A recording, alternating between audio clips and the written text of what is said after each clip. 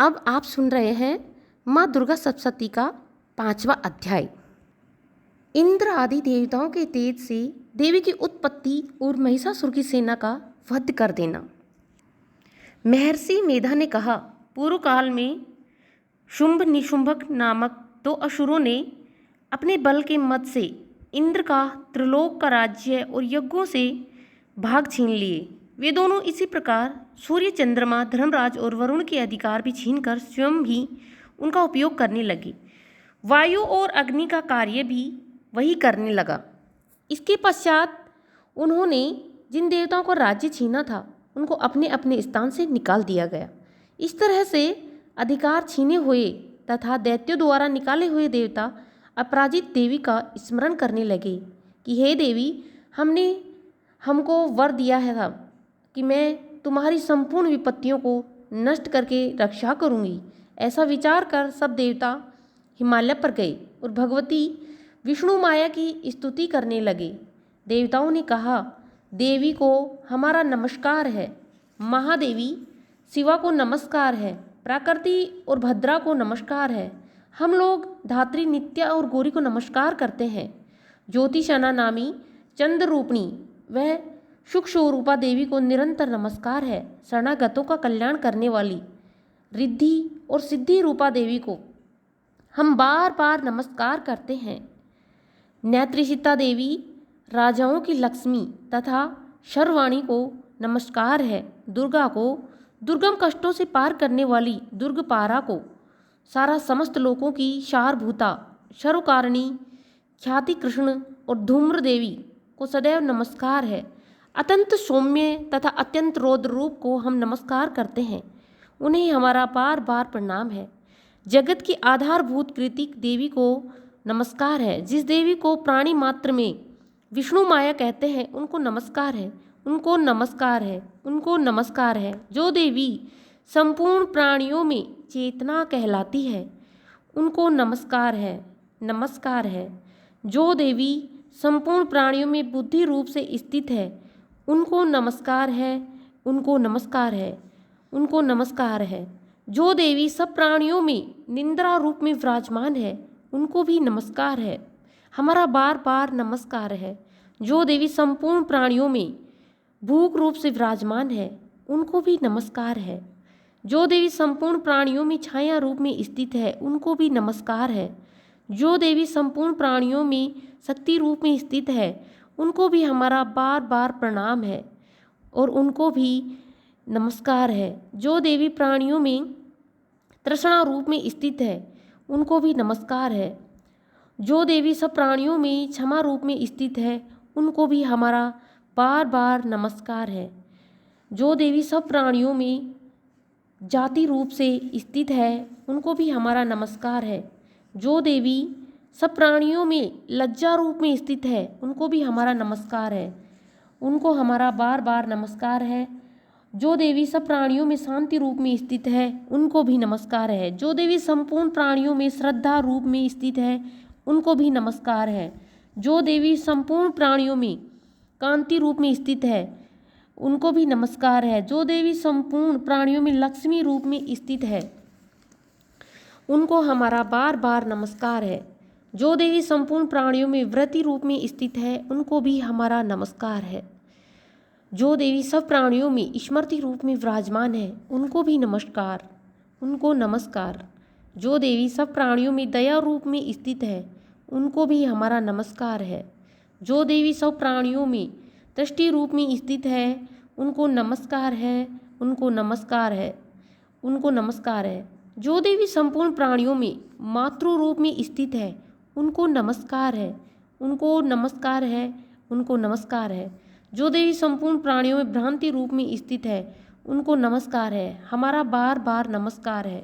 जो देवी संपूर्ण प्राणियों में नित्य व्याप्त रहती है उनको नमस्कार है। जो देवी चैतन्य रूप से इस संपूर्ण संसार को व्याप्त करने में स्थित है उनको नमस्कार है, उनको नमस्कार है। पूर्व काल में देवताओं ने अपने अभिष्ट फल पाने के लिए जिनकी स्तुति की थी और देवराज इंद्र ने बहुत दिनों तक जिनका पूजन किया था, ईश्वरी हमारा कल्याण और मंगलमय करे तथा सारी विपत्तियों को नष्ट करे।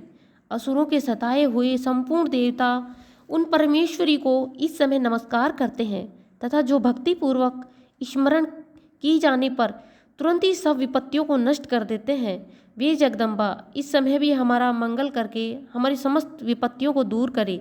महर्षि मेधा ने कहा, हे राजन, इस प्रकार जब देवता स्तुति कर रहे थे तो उसी समय पार्वती जी देवी गंगा में स्नान करने के लिए आई।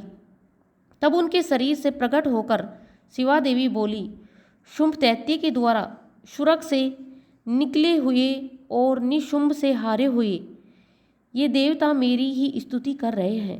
पार्वती के शरीर से अंबिका निकली थी, इसलिए उसको संपूर्ण लोक में कौशिकी कहते हैं। कौशिकी के प्रकट होने पर पश्चात पार्वती देवी के शरीर का रंग काला हो गया। वे हिमालय पर रहने वाली कालिका देवी के नाम से प्रसिद्ध हुई। फिर शुंभ और निशुंभ के दूत चंड मुंड वहाँ आए और उन्होंने परम मनोहर रूप वाली अंबिका देवी को देखा। वे शुंभ के पास जाकर बोले, महाराज, एक अत्यंत सुंदर स्त्री हिमालय को प्रकाशित कर रही है। वैसा रंग रूप हमने आज तक किसी स्त्री में नहीं देखा। हे अश्रूश्वर, आप यह पता लगाएं कि वह कौन है और उनको अपने अधिकार में कर लें। वह स्त्रियों में एक रत्न है। वह अपनी कांति से दसों दिशाओं को प्रकाशित करती हुई यहाँ स्थित है, इसलिए आपको उसको देखना उचित है। हे प्रभु, तीनों लोगों के हाथी, घोड़े और मणि इत्यादि जितने रत्न हैं, वे सब इस समय आपके घर में शोभ्यमान हैं। हाथियों में रत्न रूप ऐरावती हाथी और उच्चश्रवा नामक घोड़ा तो आप इंद्र से ले आए हैं। हंस युक्त रत्न जड़ित विमान जो कि आप ब्रह्मा जी के पास था, अब वह भी आपके पास है। और यह महापद नामक खजाना आप कुबेर से ले आए हो। समुद्र ने आपको सदा खिले हुए फूलों की किलंजकली नामक माला दी है। वरुण का कंचन की वर्षा करने वाला छत्र आपके पास है। रथों में श्रेष्ठ प्रजापति का रथ भी आपके पास है। दैतेंद्र मृत्यु से उत्कांतिवाद नामक शक्ति भी आपने छीन ली है और वरुण का पास भी आपके भ्राता निशुंभ के पास ही है। समुद्र में पैदा होने वाले सब प्रकार के रत्न भी आपके पास हैं। भ्राता निशुंभ के अधिकार में है, जो अग्नि में न जल सके। ऐसे दो वस्त्र भी अग्निदेव ने आपको दिए हैं।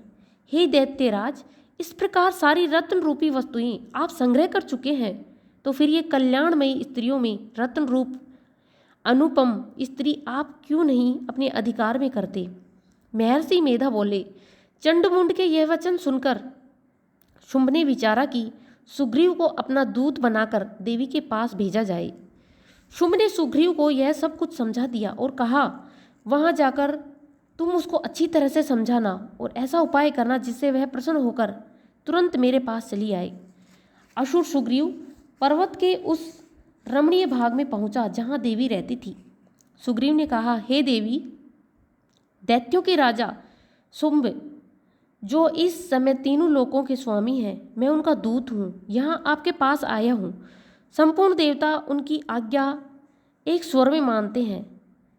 अब जो कुछ उन्होंने संदेश भेजा है वह सुनो। उन्होंने कहा, इस प्रकार संपूर्ण त्रिलोक मेरे वश में है और संपूर्ण यज्ञों के भाग को अलग अलग मैं भी भोगता हूँ। तीनों लोकों में जितने श्रेष्ठ रत्न हैं वे सब मेरे पास हैं। देवराज इंद्र का वाहन ऐरावत मेरे पास है, जो मैंने उनसे छीन लिया है। उच्च श्रवा नामक घोड़ा जो क्षीर सागर का मंथन करने से प्रकट हुआ था, उसे देवताओं ने मुझे समर्पित किया है। हे सुंदरी, इनके अतिरिक्त और जो भी रत्न भूषण आदि हैं पदार्थ देवताओं के पास थे, वो मेरे पास हैं। हे देवी, मैं तुम्हें संसार की स्त्रियों में रत्न मानता हूँ, क्योंकि रत्नों का उपयोग करने वाला मैं भी हूँ। हे चंचल कटाक्षों वाली सुंदरी, अब मैं तुम पर छोड़ता हूँ कि तुम मेरे या मेरे भाई पराक्रमी निशुंभ की सेवा में आ जाओ। यदि तुम मेरा वरण करोगी तो मैं तुम्हें महान ऐश्वर्य की प्राप्ति होगी। अतः तुम अपनी बुद्धि से यह विचार कर मेरे पास चली आओ। महर्षि मेधा ने कहा, दूत के ऐसे कहने पर संपूर्ण जगत का कल्याण करने वाली भगवती दुर्गा मन ही मन मुस्कुराई और इस प्रकार कहने लगी, हे दूत, तू तो कुछ कह रहा है वह सत्य है। इसमें किंचित मात्र भी झूठ नहीं है। शुंभ इस समय तीनों लोकों का स्वामी है और निशुंभ भी उसकी तरह पराक्रमी है, किंतु इसके संबंध में जो प्रतिज्ञा कर चुकी हूँ उसे मैं कैसे मिथ्या कर सकती हूँ। अतः मैंने जो प्रतिज्ञा की है तू उसे सुन। जो मुझे युद्ध में जीत लेगा और मेरे अभिमान को खंडित करेगा तथा बल में मेरा समान होगा, वही मेरा स्वामी होगा। इसलिए शुंभ अथवा पराक्रमी निशुंभ वहाँ आए और युद्ध में जीत कर मुझसे विवाह कर लेंगे। इसमें भला देर की क्या आवश्यकता। दूत ने कहा, हे देवी, तुम अभिमान में भरी हो, मेरे सामने तुम ऐसी बात न करो। इस त्रिलोक में मुझे तो कोई दिखाई नहीं देता जो कि शुंभ और निशुंभ के सामने ठहर सके। हे देवी, जब अन्य देवताओं में से कोई शुंभ और निशुंभ के सामने युद्ध में नहीं ठहर सके, तो फिर तुम जैसी स्त्री उनके सामने रणभूमि में कैसे ठहर सकोगी। जिन शुंभ नौ शुंभ असुरों के सामने इंद्र आदि देवता नहीं ठहर सके, तो तुम अकेली स्त्री उनके सामने कैसे ठहर सकोगी। अतः तुम मेरा कहना मानकर उनके पास चली जाओ, नहीं तो जब वे तुम्हें केस पकड़कर घसीटते हुए ले जाएंगे तो तुम्हारा गौरव नष्ट हो जाएगा। इसलिए मेरी बात मान लो। देवी ने कहा, जो कुछ तुमने कहा ठीक है। शुंभ और निशुंभ बड़े बलवान हैं, लेकिन मैं क्या कर सकती हूँ। मैं बिना विचारे प्रतिज्ञा कर चुकी हूँ। इसलिए तू जा और मैंने जो कहा वह सब आदरपूर्वक असुर राज से कह देना। इसके पश्चात जो वो उचित समझे कर लेना। इसी प्रकार से हमारा 5वां अध्याय समापन हुआ। जय माता दी। बाकी के सभी अध्याय भी आप 9 दिनों तक इसी प्रकार हमारे चैनल पर सुनते रहें। इसी प्रकार हमारे चैनल पर माता रानी का कवच पाठ भी सुनें। ये सभी सुनने के लिए आप चैनल को सब्सक्राइब जरूर कर लें और बेल आइकन को प्रेस कर लें ताकि सभी नोटिफिकेशन आप तक पहुंच सके। बोलिए माता रानी की जय।